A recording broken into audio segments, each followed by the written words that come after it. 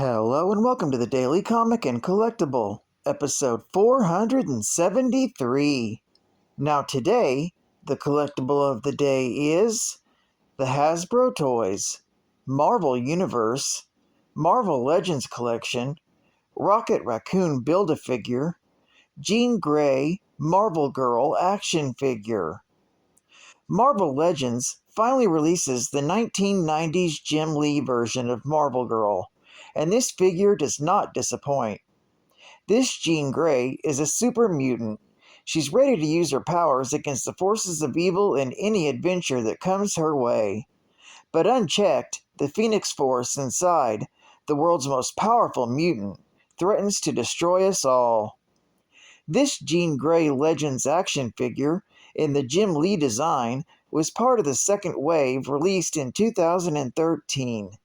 This 6-inch scaled figure of Marvel Girl is highly detailed with intricate deco down to her hand-painted beautiful green eyes.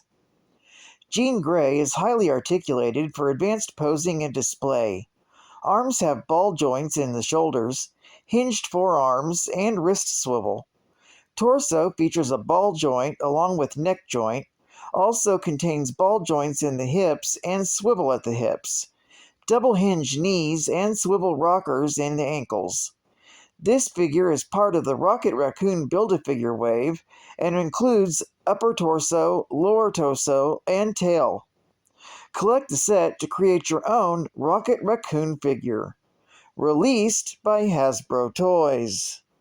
Now, the comic of the day is X Factor, Volume 1, Issue number 29, with a cover date of June 1988, with story by Louise Simonson, art by Walter Simonson, and cover by Walter Simonson.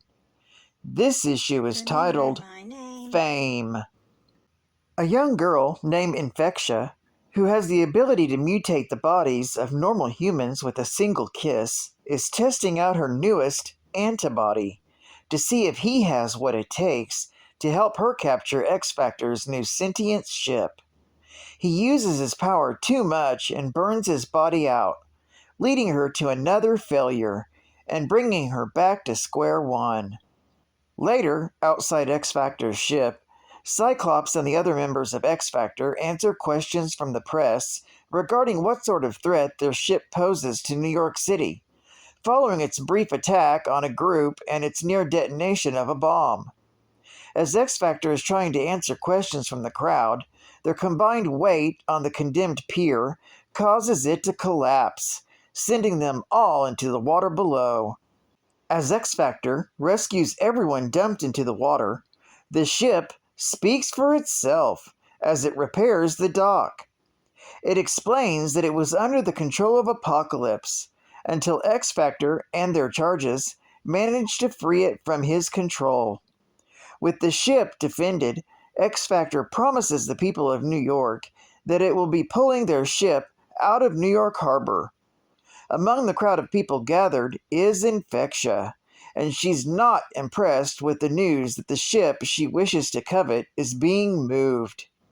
She uses her powers to charm a businessman from out of town to go home with her and discuss his desire for mutant powers and her desire to get the ship, convincing him that she can grant his wish if he'll grant hers. Cyclops gets tired of the media circus and storms back into the ship, and Marvel Girl follows after him, leaving Hank and Bobby to deal with the press.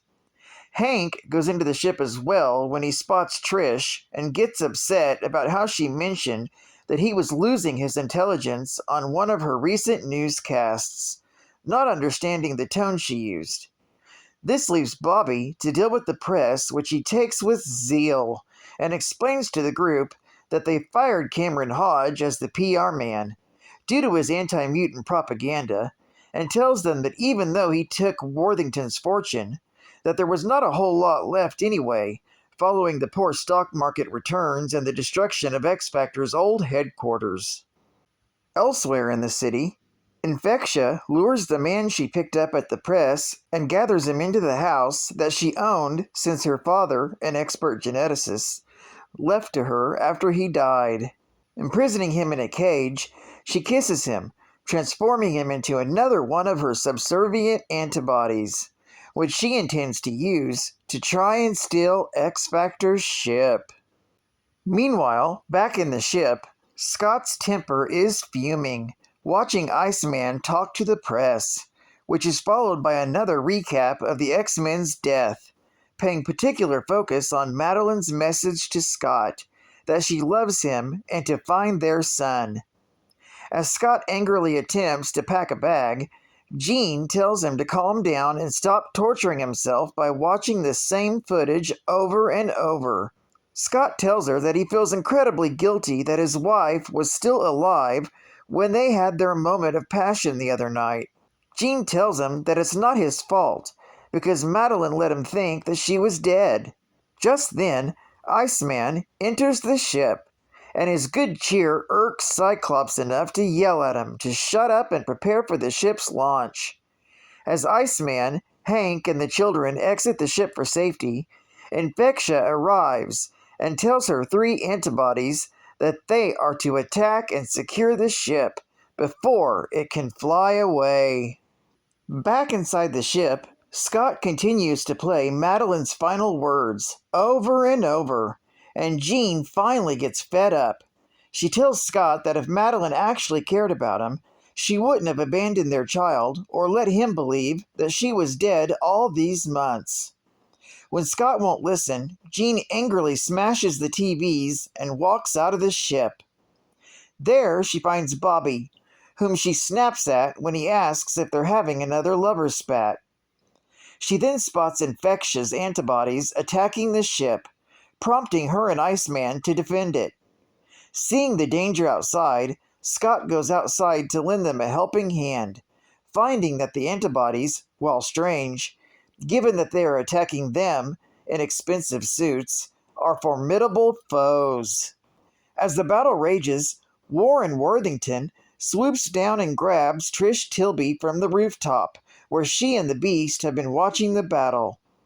He demands to know what information she and Candy Southern were exchanging about Cameron Hodge right before her disappearance. When the Beast attempts to attack him, Warren incapacitates him with his razor-sharp feathers. She tells him that the news was that Hodge had died in a plane crash. However, Warren believes that he may have survived and leaves to search for Hodge. Down below, Cyclops, Marvel Girl, and Iceman continue to fight the antibodies, and Scott realizes that some of them are actually drunk. As the huge fight rages, Jean comes to terms with the situation with Scott and decides that she does love him and that it's unfair for her to get upset at him for the situation with Madeline. Just as soon as the battle begins, Jean tries to end it, grabbing all the antibodies in telekinetic snares, and before their astonishing eyes, these monsters revert to human form and their bodies crumble to dust. At first, Jean thinks that she killed them, until Scott points out that they burned themselves out. Finally breaking down, Jean tells Scott how wonderful he is and that she will be there for him and help him find his missing son. As they kiss, Iceman and the ship assess the situation, and Iceman suggests the best thing they can do is give Scott and Jean some privacy. Meanwhile, not far away, Infectia is upset that her antibodies failed in their mission. However, eyeing Iceman through a telescope, she comes up with a different plan to try and capture X-Factor's ship. This story is continued in X-Factor, Volume 1, Issue number 30. Geek Fact: Infectia is a mutant with superhuman abilities to perceive the molecular structure of living beings and induce mutations by altering them on a molecular level. She must be in physical contact in order to induce the changes, but it's unclear if kissing is the only means or if this is just how she prefers to induce the change.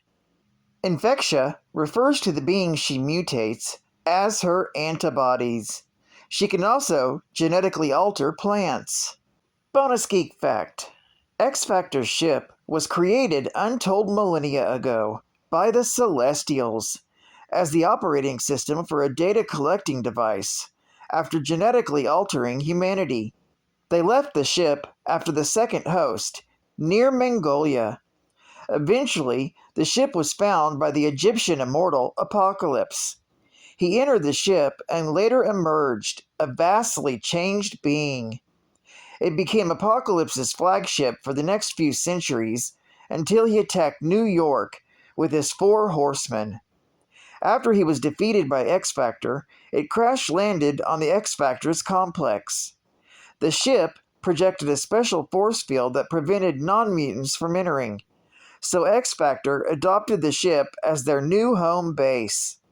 The ship was artificially intelligent and could speak and became a butler of sorts for the team.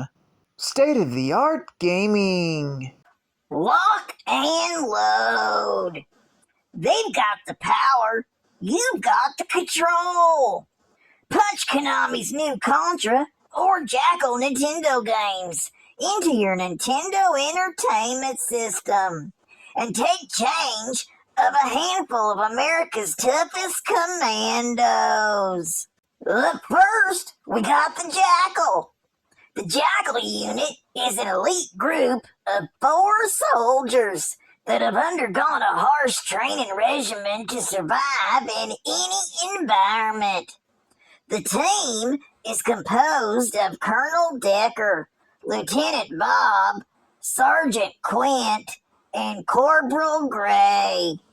They've been given a mission to drive 2 armed jeeps into hostile territory in order to rescue and extract POWs. Then we got my personal favorite, Contra.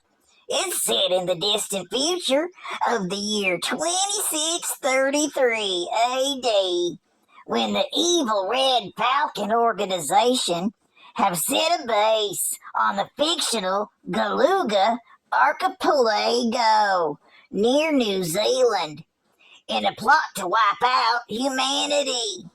2 commandos, Bill Reiser and Lance Bain, of the Earth Marine Corps Contra Unit, an elite group of soldiers specializing in guerrilla warfare, are sent to the island to destroy the enemy forces and uncover the true nature of the alien entity controlling them.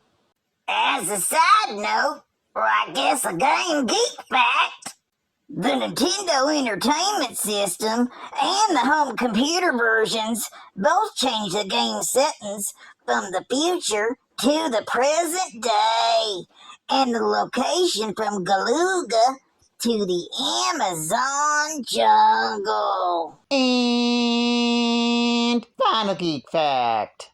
X-Factor used to be a group formed by the original members of Professor Charles Xavier's X-Men, as they no longer believed their former team lived up to their mentor's dream. The group's creation was catalyzed by the return of Jean Grey, who wished to reunite with her former allies. Financially backed by Angel and oriented by Cameron Hodge, X-Factor posed as mutant hunters in order to actually be able to help mutants in need. Eventually, after their activities backfired and they realized Hodge had ill intents against mutants, they publicly revealed themselves as mutant superheroes. The group operated side to side with the X-Men for a relatively long period and had Apocalypse as their main adversary. After Xavier returned to the X-Men, X-Factor disbanded and its members rejoined their former teammates. Well, I'd like to thank you for joining me for another Daily Comic and Collectible, and I hope to see you again tomorrow. This is Cat Fan Comics Man, and I'll catch you on the flip. Over and out.